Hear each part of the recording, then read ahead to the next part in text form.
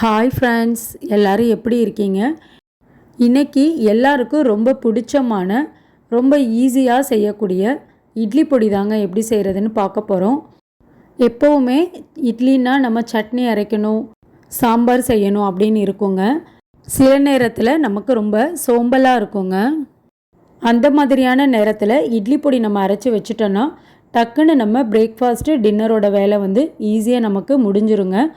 வாங்க ஹெல்த்தியான டேஸ்டியான இந்த இட்லி பொடி எப்படி அரைக்கிறதுன்னு நம்ம வீடியோக்குள்ளே போய் பார்க்கலாம். இட்லி பொடி வறுக்கிறதுக்கு வாணலியில் 2 டேபிள் ஸ்பூன் அளவுக்கு நான் எண்ணெய் சேர்த்துருக்கேங்க. எண்ணெய் நல்லா சூடானதுக்கப்புறம் 12 வரமிளகா எடுத்திருக்கேங்க. காரத்துக்கு காஷ்மீரி வரமிளகா ஒரு 7 எடுத்திருக்கேங்க. வரமிளகா உங்கள் காரத்துக்கு தகுந்த அளவுக்கு கம்மியாகவோ அதிகமாகவோ சேர்த்துக்கலாங்க. இப்போ எண்ணெய் நல்லா சூடாயிடுச்சுங்க. நம்ம எடுத்து வச்சுருக்க வரமிளகாயை சேர்த்துட்டு மிதமான தீயில வச்சு நல்லா வறுத்துக்கலாங்க. மிளகா நம்மளுக்கு நல்லா வறுபட்டுறணுங்க, கருக விட்டுறக்கூடாது. பாருங்கள், இப்போ ஒரு 4லேருந்து 5 நிமிஷம் கைவிடாமல் நல்லா வறுத்துக்கணுங்க. மிளகா நமக்கு இந்த அளவுக்கு நல்லா எண்ணெயில் வறுபட்டுறணும். இப்போ இதை எடுத்து தனியாக ஒரு பிளேட்டில் மாற்றி வச்சுக்கலாங்க. இப்போது வரமிளகா வறுத்த அதே வாணலியில் 1 கப் அளவுக்கு உளுந்து எடுத்திருக்கேங்க. நீங்கள் எந்த கப்பில் எடுக்கிறீங்களோ அதே கப்லேயே எல்லா அளவுகளையும் எடுத்துக்கணும். உளுந்து சேர்த்துட்டு நல்லா வறுத்துக்கலாங்க. அடுப்பை மிதமான தீயில வச்சுக்கோங்க. கைவிடாமல் வறுத்து விட்டுட்டே இருக்கணுங்க. இல்லைனா ஒரு பக்கம் வறுபட்டிருக்கும், இன்னொரு பக்கம் வறுபட்டிருக்காது. நான் ஒரு 6லேருந்து 7 நிமிஷம் மிதமான தீயில வச்சு நல்லா வறுத்துட்டேங்க. உளுந்து நமக்கு இந்த அளவுக்கு நல்ல கலர் மாறி இருக்கணுங்க. அப்போ தான் இட்லி பொடி நல்லா வாசனையாக இருக்கும்.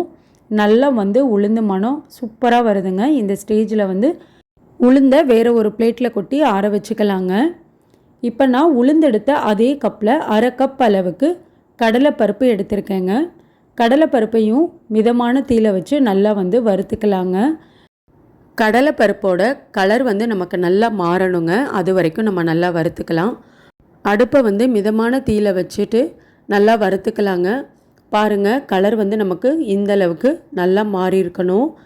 இப்போது நல்லா நமக்கு வறுபட்டுச்சு கடலைப்பருப்பு. இப்போ இதை எடுத்து வேறு ஒரு பிளேட்டில் மாற்றிக்கலாங்க. இப்போ நம்ம கடலைப்பருப்பு எடுத்த அதே கப்பில் 1/4 கப் அளவுக்கு வெள்ளை எள் சேர்த்துக்கலாங்க.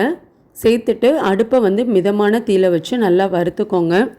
வெள்ளை எள் சேர்த்து நம்ம இட்லி பொடி அரைக்கும்போது டேஸ்ட்டு நல்லா இருக்குங்க. இந்த மாதிரி ஒரு தடவை செஞ்சு பாருங்கள். இப்போ எள் நம்மளுக்கு நல்லா பொரியணுங்க. அந்தளவுக்கு நல்லா வறுத்துக்கலாம். இப்போ ஒரு 4லேருந்து 5 நிமிஷம் போல் நல்லா வறுத்தாச்சுங்க. எள் நமக்கு நல்லா பொரிய ஆரம்பிக்குது பாருங்கள். இந்த மாதிரி நல்லா பொரியணும். இப்போது எள்ளையும் நம்ம பிளேட்டில் கொட்டி ஆற வச்சுக்கலாங்க.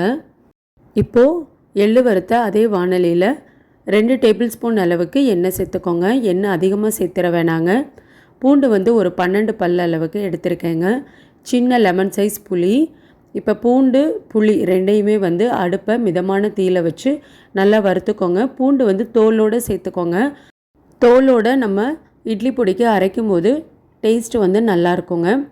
இப்போ பாருங்கள், இந்தளவுக்கு பூண்டு நல்லா கலர் மாறி இருக்கணும். இப்போ இதை எடுத்து வேறு ஒரு பிளேட்டுக்கு நம்ம மாற்றிக்கலாங்க. இப்போது அதே எண்ணெயில் கறிவேப்பிலை சேர்த்துக்கலாங்க. நான் ஒரு 30 இலை போல் இன்றைக்கி நான் எடுத்திருக்கேங்க. கருவேப்பிலை இலை நீங்கள் ஈரம் இல்லாமல் பார்த்துக்கோங்க.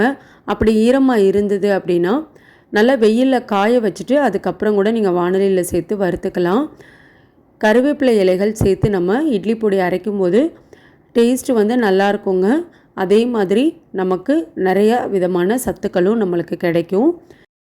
கருவேப்பிலை இலைகள் நமக்கு கொஞ்சம் வறுத்ததுக்கப்புறம் கல்லுப்பு சேர்த்துக்கலாங்க. கல்லுப்பு சேர்த்துட்டு ஒரு 3 நிமிஷம் போல் நல்லா வறுத்துக்கலாங்க.